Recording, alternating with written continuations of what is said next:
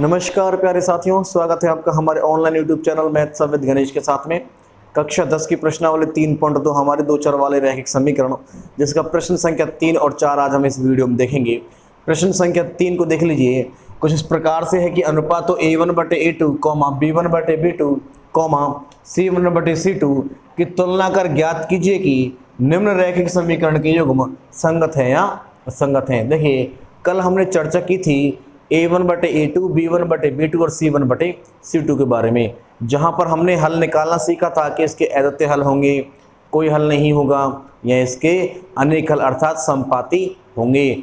अर्थात जिनमें केवल एक हल निकलता हो वे अद्वितीय होते हैं, और जिनमें अनेक हल निकलते हैं अर्थात अनंत हल निकलते हैं वे समपाती होते हैं, और जिनमें कोई हल नहीं निकलता वे हमारे समांतर होते हैं।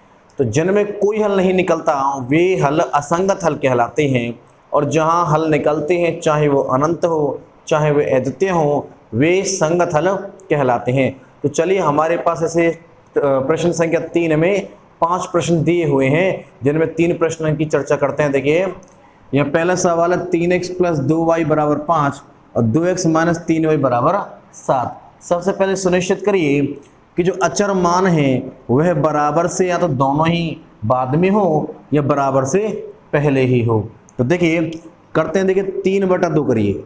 यहाँ a1 का मान है 3 और a2 का मान है 2, 3/2। आगे देखिए 2/3, 2/3, और यहाँ पर जो 3 है वह माइनस का है। क्या ये दोनों बराबर हैं? ये दोनों बिल्कुल भी बराबर नहीं है। 3/2 कभी बराबर नहीं होगा, 2/3 वो भी माइनस के, तो बिल्कुल भी नहीं होगा। तो यहाँ जो कंडीशन बन रही वे a1/a2 बराबर नहीं है b1/b2 के। यदि ऐसा हल मिलता है तो हम जानते हैं ऐसा हल अद्वितीय हल कहलाता है। ऐसा हल क्या कहलाएगा? अद्वितीय हल कहलाएगा। और अद्वितीय हल का अर्थ क्या होगा? हल हमारा संगत होगा, संगत हल होंगे। इसके जो हल होंगे वह बिल्कुल कैसे होंगे? संगत हल होंगे। चलिए बात करते हैं इस प्रश्न की। देखिए, यहाँ क्या है 2/4, 2/4। अब देखिए यहाँ क्या -3/-6, -3/-6। इसको सॉल्व करके देखते हैं। अगर ये बराबर निकलते हैं तो आगे c के मान को भी हम रखते हैं। तो देखिए, 2 से काटा, 2 1 कम 2, 2 दूनी 4। यहाँ देखिए माइनस से माइनस कैंसिल, 3 1 कम 3, सॉरी 3 1 कम 3 और 3 दूनी 6, 1/2। देखिए, ये दोनों बराबर हैं, तो यहाँ तक ये दोनों बिल्कुल बराबर आ रहे हैं। अब तुलना करते हैं। देखिए आगे बराबर c1/c2 8/9। क्या ये कट रहे हैं? ये किसी भी संख्या से नहीं कटते हैं। तो बराबर 8/9 जो कि कभी भी बराबर नहीं आता। अर्थात जो इसकी शर्त है वह कौन सी होगी? a1/a2 बराबर है b1/b2 की, लेकिन बराबर नहीं है c1/c2 की। तो यह शर्त जो थी वह हमारी समांतर के लिए आई थी। तो इसके जो हल होंगे, जो इसकी रेखाएं प्राप्त होंगी, समांतर प्राप्त होंगी, समांतर रेखाएं इसकी प्राप्त होंगी। और समांतर रेखाएं होंगी तो कोई हल नहीं होगा, कोई हल नहीं होगा। और जब कोई हल नहीं होगा तो ऐसे प्रश्न असंगत हल कहलाते हैं। तो क्या कहलाएंगे? असंगत हल होंगे, असंगत हल होंगे इसके। ठीक है साहब। इसके बाद देखिए अगला प्रश्न है हमारा प्रश्न संख्या तीसरे का। देखिए यहाँ पर बटे में है। यूजुअली जब हम इसका ग्राफ निकालते हैं तो यहाँ पर हम इन भिन्नों को हटाने का प्रयास करते हैं। इनके भिन्नों में जो हर है इनका लैसे लेते हैं और उनका गुणा करके इनके हरों को समाप्त कर देते हैं। लेकिन यहाँ हमको केवल a1 और a2 ही चेक करना है, तो इसके लिए इतना करने की आवश्यकता नहीं है। हम डायरेक्टली इन मानों को रखते हैं। तो देखिए 3/2, 3/2 और बटे में कितना आना चाहिए? 9 आना चाहिए। तो बटे में ऑलरेडी 2 है, तो इसी के बटे में क्या आ जाएगा? 9 आ जाएगा। अब देखिए यहाँ कितना है? 5/3, 5/3, और इसके बटे में क्या आना चाहिए? 10 आना चाहिए। तो ऑलरेडी बटे में 3 है, तो बटे में क्या जाएगा? 10, वो भी किसका? माइनस का। अब आप यहीं नॉर्मली देख सकते हैं यह संख्या बिना माइनस की है और यह संख्या माइनस की है, तो काटने की ज़रूरत भी नहीं है। हम इसको देख कर ही बता सकते हैं कि यह संख्या हमारी कैसी होगी? बराबर नहीं होगी। देखिए फिर भी काट लीजिए। 3 1 कम 3 और 3 तिया 9, तो कितना मतलब 1/2 और 2 तिया 6।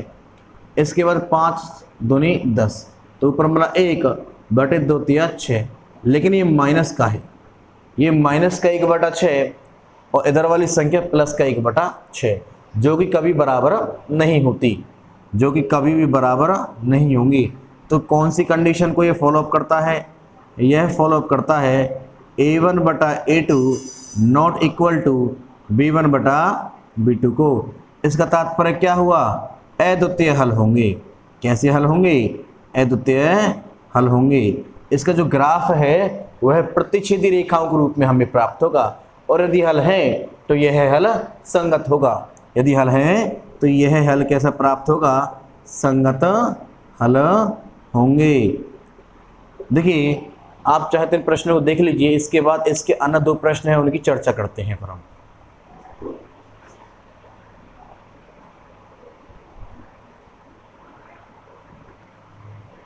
चलिए देखिए, इसके प्रश्न संख्या 3 के हमारे चौथे और 5वें प्रश्न हमारे सामने। देखिए, चौथा प्रश्न है 5/-10। देखिए 5/-10, इसके बाद माइनस का 3/6। देखिए यहाँ पर दोनों में माइनस है, तो इसका तात्पर्य है कि माइनस तो ठीक है। अब देखते हैं क्या ये दोनों बराबर हैं। अगर ये बराबर है तो ही हम तीसरे की बात करेंगे, अन्यथा हम तीसरे की कोई बात नहीं करेंगे। देखिए 5 एकम 5 और 5 दूनी 10, माइनस का मिला।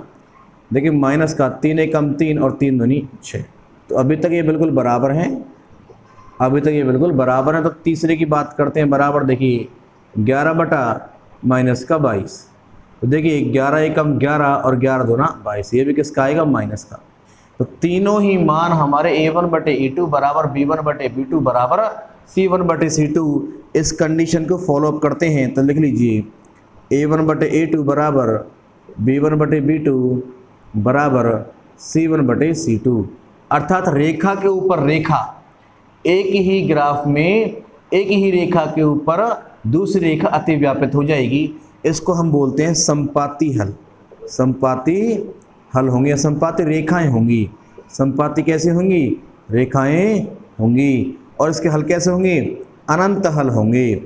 इसके हल कैसे होंगे? अनंत हल होंगे। यदि हल हैं तो वे कैसे होंगे? संगत हल होगा। तो कैसा होगा? यह हल कैसा होगा? संगत हल होगा। बिल्कुल ये हल कैसा होगा? संगत होगा।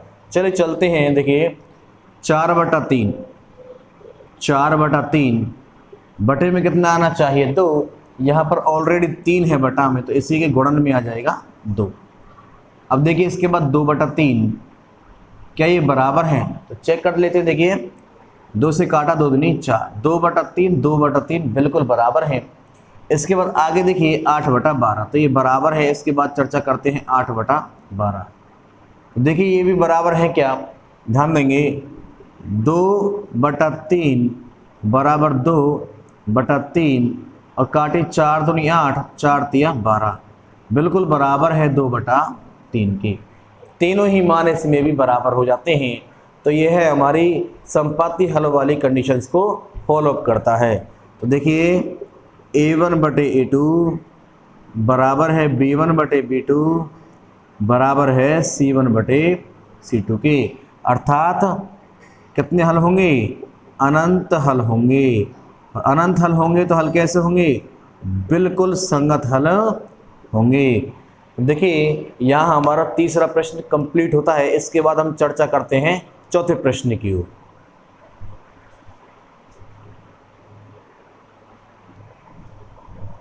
चलिए साथियों, देखिए अब चलते हैं प्रश्न संख्या 4 की ओर। यहाँ पर दिए गए समीकरणों की संगतता की जांच करनी है। यदि हमारा हल संगत है तो उस समीकरण को ग्राफ विधि से हल करते हैं। देखिए 2 प्रश्न हमारे सामने हैं। यहाँ पहले हम इसकी संगतता की जांच करते हैं। देखिए यहाँ क्या अंक है? 1 बटा नीचे वाले में क्या अंक है? 2। इसी प्रकार दोनों प्लस के हैं। ऊपर क्या अंक है? 1, नीचे क्या अंक है? 2। अभी तक दोनों बराबर हैं। इसके बाद देखिए 5/10, तो 5/10।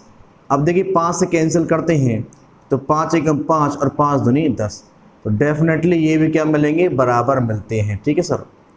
तो यह है हमारी कौन सी कंडीशन को फॉलोअप करता है, A1 बटे A2 बराबर B1 बटे B2 बराबर C1 बटे C2। इसके अनंत हल होंगे, अपरिमित रूप से अनेक हल होंगे। तो इसके हल कितने होंगे, अनंत हल होंगे। और अनंत हल हैं तो यह कैसा होगा, संगत होगा। इसके हल कैसे होंगे, संगत होंगे। देखिए अगर हल संगत है तो उसे ग्राफ विधि से हल करना चाहिए, परंतु यह प्रश्न ग्राफ विधि से हल नहीं हो सकता, क्योंकि अगर हम इसको ग्राफ विधि से हल करेंगे तो देखिए इसका ग्राफ इस प्रकार से हमें प्राप्त होगा। यदि मान लीजिए एक समीकरण की रेखा अगर इस प्रकार से आ रही है तो दूसरी रेखा भी इसी के ऊपर आ जाएगी। तो हमें यह ज्ञात करना असंभव है कि हमें कौन से मान की अपेक्षा है। इसमें अनंत मान होंगे, तो उन अनंत मानों से अपेक्षाकृत मानों को ढूंढना असंभव है। तो इसलिए इसके लिए हल ज्ञात करना संभव नहीं है, क्योंकि इसके अनंत हल होंगे। तो चलिए चलते हैं अगले प्रश्न की ओर। बाकी ये प्रश्न कैसा है, इसके संगत हल हैं, परंतु अनेक हल होने की वजह से हम इसके कुछ मानों को ज्ञात नहीं कर पाते हैं। तो इसलिए इसके ग्राफ विधि से अगर आप सॉल्व करते भी हैं तो इसकी एक ही रेखा दोनों समीकरणों के लिए ही लागू होगी। तो देखिए इस प्रश्न की ओर चलते हैं, ध्यान देंगे। यहाँ पर कोई अंक नहीं है इसलिए 1/3। इसके बाद देखिए यहाँ -1 बटा यहाँ -3, माइनस से माइनस कैंसिल, तो ये दोनों बराबर आते हैं बिल्कुल। इसके बाद देखिए 8/16, 8/16 कैंसिल कीजिए, 8 एकम 8 और 8 दूना 16। देखिए ये 1/3 के बिल्कुल भी बराबर नहीं है, और यहाँ पर बराबर है 1/3 के, तो यहाँ भी बराबर नहीं आएगा।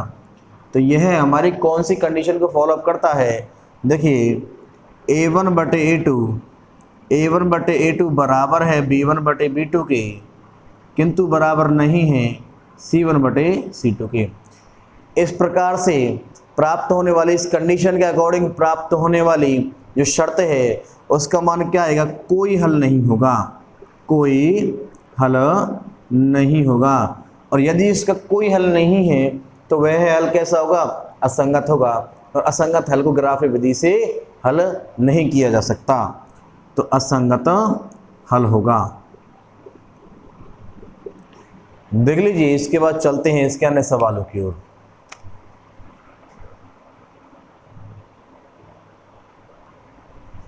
देखिए प्यारे साथियों, प्रश्न संख्या 4 का हमारा तीसरा प्रश्न हमारे सामने है। देखिए यह प्रश्न एक अद्वितीय हल का प्रश्न है, जिसका ग्राफ विधि से हमें हल भी ज्ञात करना है।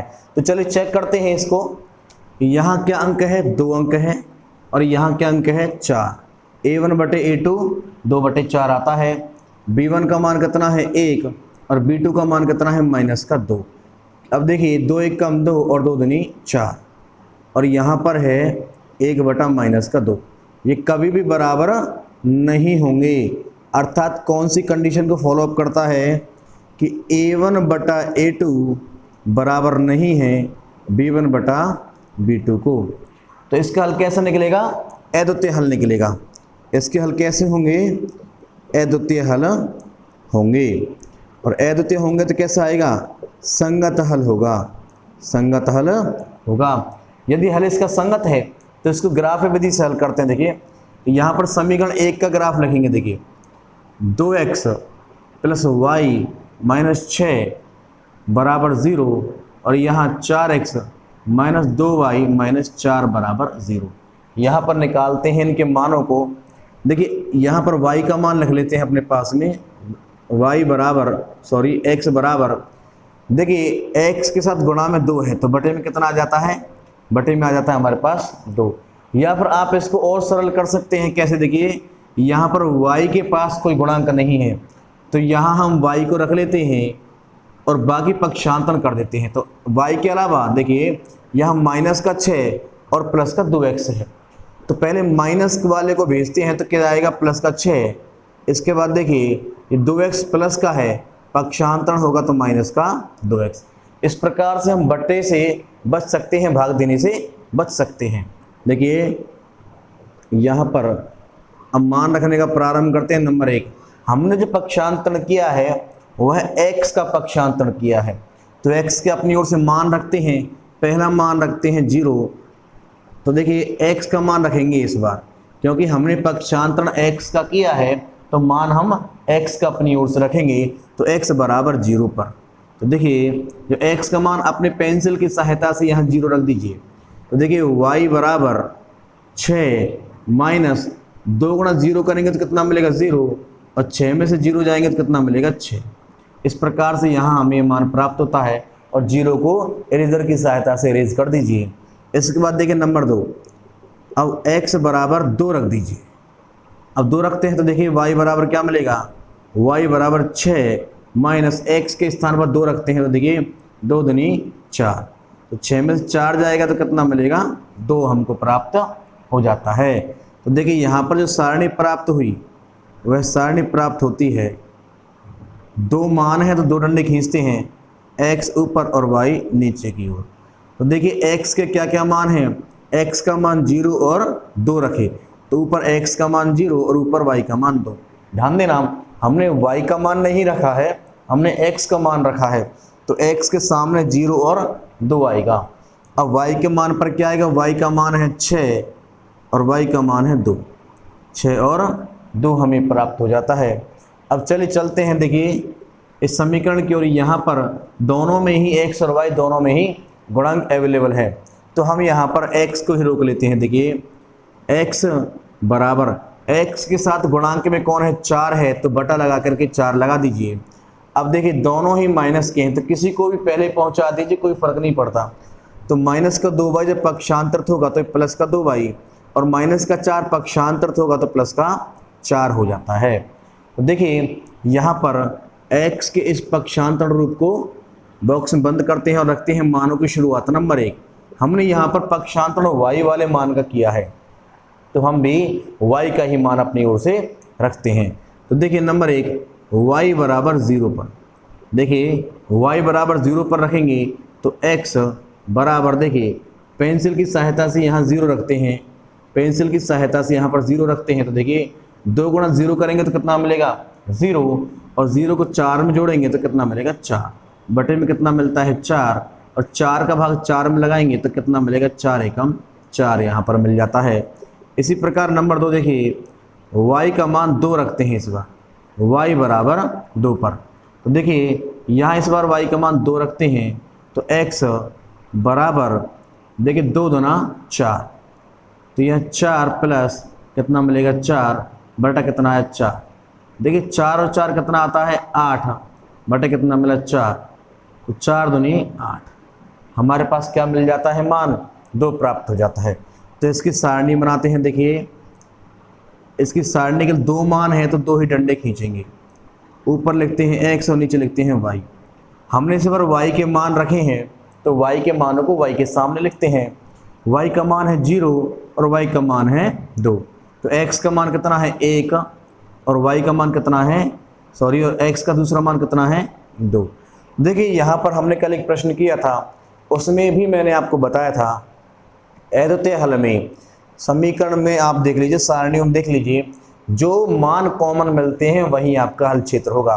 तो यहाँ पर x 2 और y भी 2, x 2 और y भी 2, तो अर्थात 2, 2 पर इसके हल क्षेत्र हमको प्राप्त होने वाले हैं।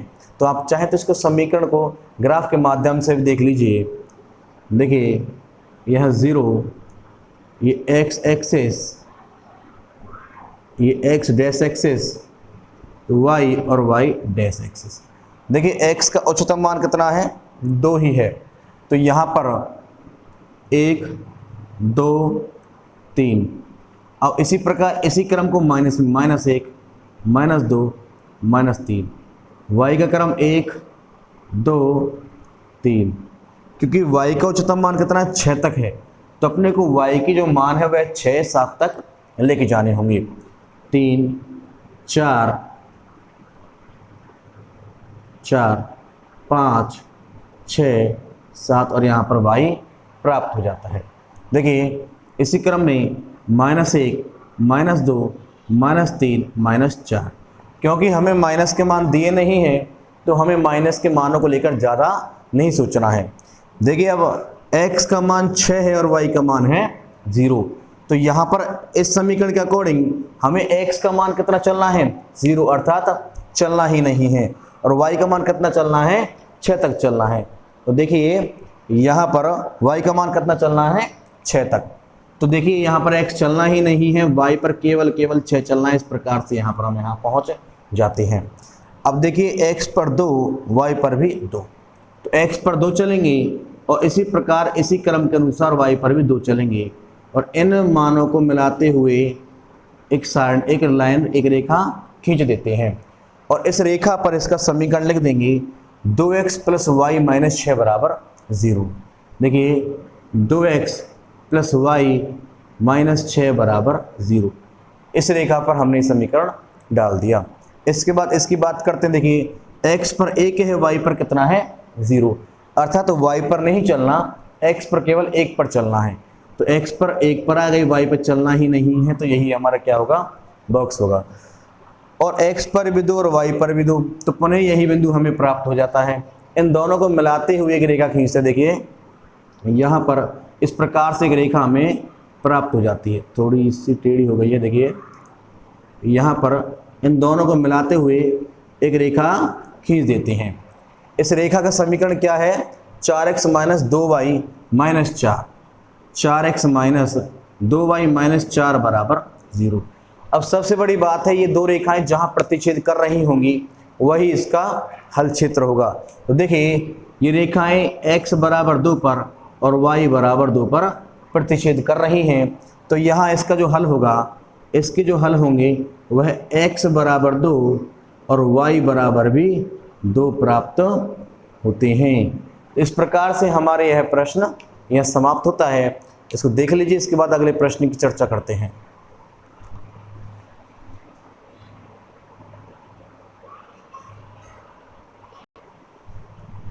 चलिए साथियों, प्रश्न संख्या 4 के अंतिम प्रश्न की ओर यहाँ पर चेक करते हैं इसकी संगत और असंगतता को।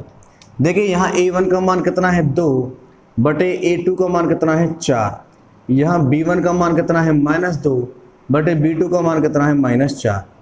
अगर इनको देखा जाए तो माइनस से माइनस कैंसिल, 2 बटे 4 बराबर 2 बटे 4 बिल्कुल प्राप्त हो जाता है। इसके बाद देखिए माइनस का 2 और यहाँ c2 का मान है -5, माइनस से माइनस कैंसिल करते भी हैं तो यहाँ 2 बटे 5 प्राप्त होता है, जो कि बराबर नहीं है। तो अर्थात यह कौन सी कंडीशन को अप्लाई करता है कि a1 बटे a2 बराबर है b1 बटे b2, लेकिन बराबर नहीं है c1 बटे c2 के। इसका तात्पर्य क्या होगा, हल कैसे होंगे, कोई हल नहीं होगा, कोई हल नहीं होगा। इसके ग्राफ की जो रेखाएं आएंगी वो समांतर आएंगी, और कोई हल नहीं तो कैसे होगा, असंगत हल होगा। कैसा हल होगा, असंगत हल होगा। और असंगत हल को ग्राफ विधि से ज्ञात करना संभव नहीं है, क्योंकि ग्राफ में दोनों रेखाएं कैसे आएंगी, समांतर आएंगी, जिनका कोई हल नहीं निकलता है। तो चलिए साथियों, आज की वीडियो को यहीं समाप्त करते हैं। इसके बचे हुए शेष 3 प्रश्नों की चर्चा करेंगे कल के वीडियो में। आप हमारे साथ बने रहें, इसके लिए बहुत बहुत धन्यवाद। इसी प्रकार इस वीडियो को ज़्यादा से ज़्यादा शेयर करें, सब्सक्राइब करें। Keep supported. Thank you.